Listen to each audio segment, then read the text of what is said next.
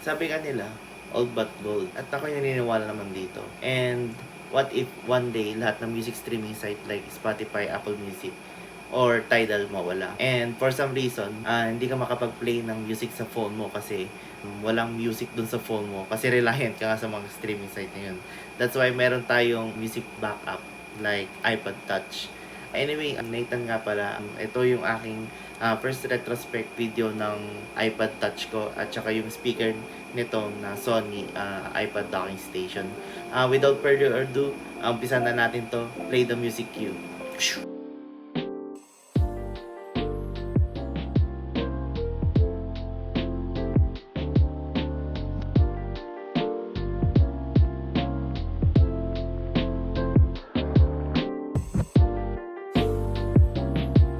So, ayun nga pala, nakakatuwa din isipin, after all these years, siguro mga 3 taon na is gumagana ba din tong iPad Touch ko.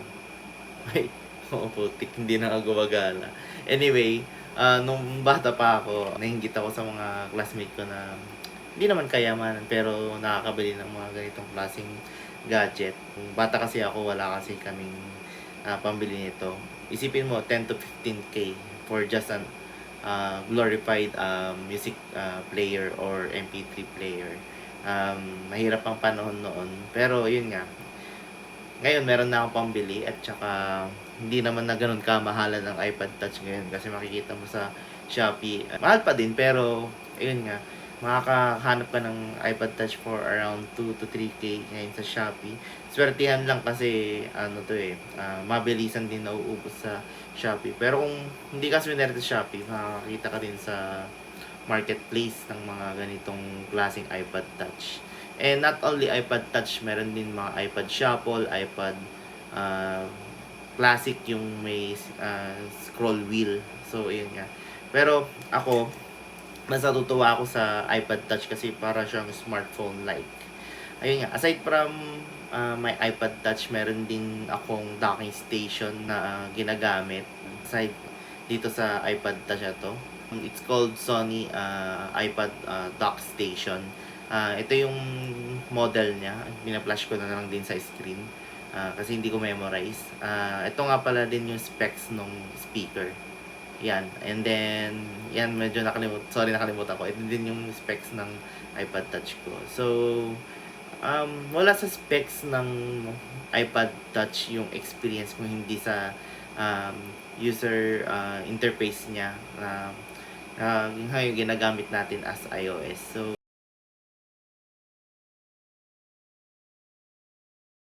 always do it right. Man, fuck your pride. Just take it on back, boy. Take it on back, boy. Take it back all night. Just take it on back. Take it on back. Do what you gotta do. Keep me up all night. Hurting vibe and it hurts inside when I look you in your eye. What are you willing to do? Oh, tell me what you're willing to do. Kiss it, baby. What are you willing to do? Oh, tell me what you're willing to do. Kiss it, baby. lahat ng bata, lahat ng mga ka-age ko na nagsimula dito, nagsimula sa iPad Touch. So, onting learning curve na pag lumipat ka na sa smartphone side of things like iPhone and Android. So, para siyang smartphone like lahat ng bata na ngayon na kasing edad ko nag-umpisa or maybe nag-umpisa sa iPad Touch. So, ayun nga. But Nate, bakit ka gumagamit ngayon ng mga ganitong offline music player like iPad Touch? Ang sasabihin ko naman is yun nga, like I said, sa umpisang statement ko sa video na to, what if mawala lahat ng music streaming site, or what if pag yung phone mo is hindi available or wala kang music sa phone mo kung hindi nagre-rely ka lang din sa music streaming site.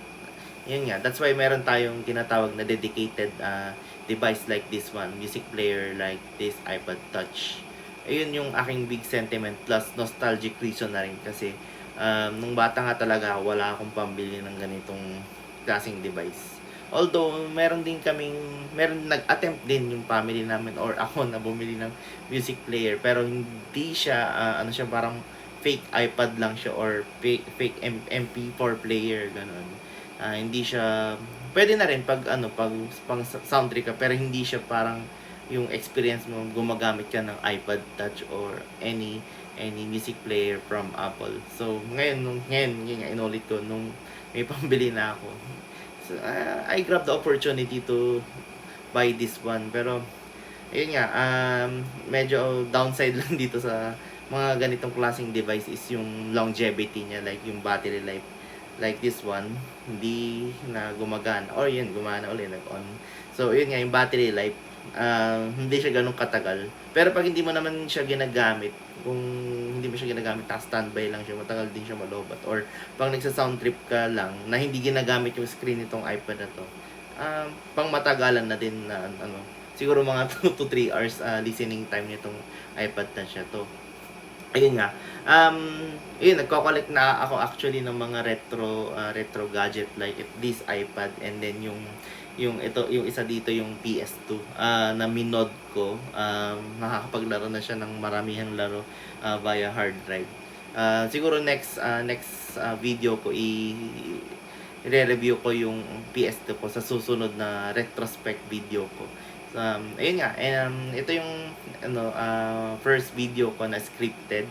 Kaya medyo hindi ako nauutal-utal ngayon kasi ayun nga, scripted tong video na to.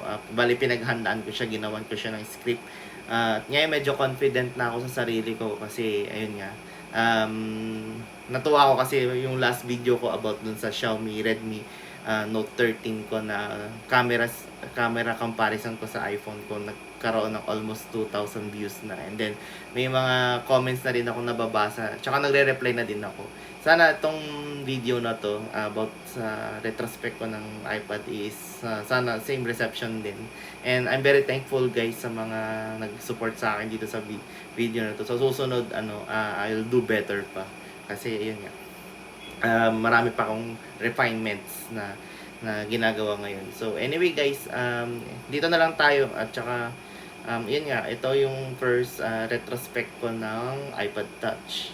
So today, anong masasabi ko dito sa iPad na to, iPad Touch na to, yun, all goods naman kasi ito yung ginagamit kong device pag hindi available yung mga phones ko for some reason. So yun nga, plus nostalgic factor talaga So guys, yan, hanggang doon na lang talaga, promise.